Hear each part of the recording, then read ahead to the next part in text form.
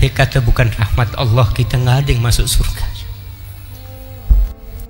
Maka antum minta rahmat Allah SWT dan doakan Ustadz antum semoga dia juga masuk surga. Karena jangan dipikir kalau menjadi seorang ustadz itu surga sudah di depan mata. Enggak, jemaah. Sama kita sedang berusaha untuk masuk surga Allah Subhanahu wa ta'ala.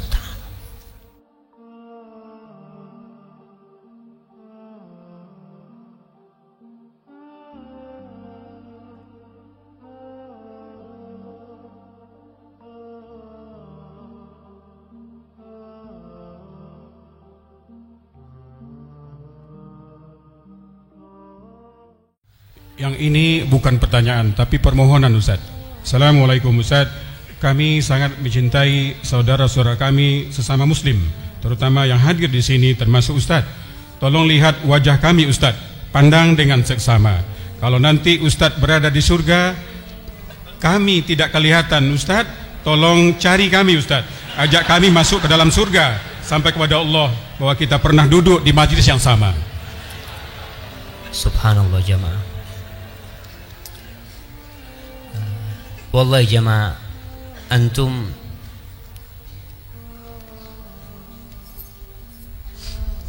tidak tahu dengan dosa-dosa anak. Antum bisa senang sama anak kayak gini, mandang karena Allah menutupi dosa-dosa anak.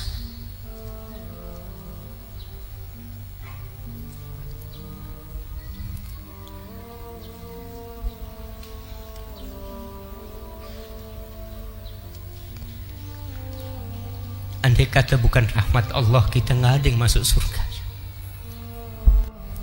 Maka antum minta rahmat Allah SWT dan doakan Ustadz antum semoga dia juga masuk surga. Karena jangan dipikir kalau menjadi seorang ustadz itu surga sudah di depan mata. Enggak, jemaah. Sama kita sedang berusaha untuk masuk surga Allah Subhanahu. Dan perjuangan ustadz untuk masuk surga mungkin jauh lebih berat dari perjuangan antum. Karena fitnah, popularitas, kadangkala riya, ingin dipuji orang, ingin dilihat orang. Para jemaah tahu, yang pertama menjadi korek api neraka itu seorang ustadz.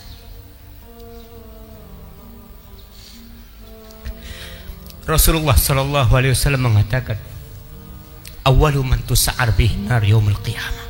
Yang pertama jadi korek api neraka itu alimun wa qari'ul Quran. Orang yang alim dan pandai membaca Al-Quranul Karim. Karena ternyata selama ini dia melakukan itu hanya untuk pujian orang. Dan berat kita memohon kepada Allah agar Allah menutupi dosa-dosa kita dan mengampuni semuanya. Maka kalau antum katakan seperti itu, nggak pantas antum mengatakan itu kepada anak. Ibnul Jauzi rahimahullahu ta'ala, dia pernah di sebuah majelis, dia lagi mau ngisi kajian, dia lihat banyak yang hadir. Lalu terjadi dialog di diri dia. Ada yang mengatakan kepada dia, "Kaifa inna jahaula'i wa halakta?" Gimana kiranya kalau semua yang kau dakwain semuanya masuk surga dan kau tidak masuk surga? Gimana nanti?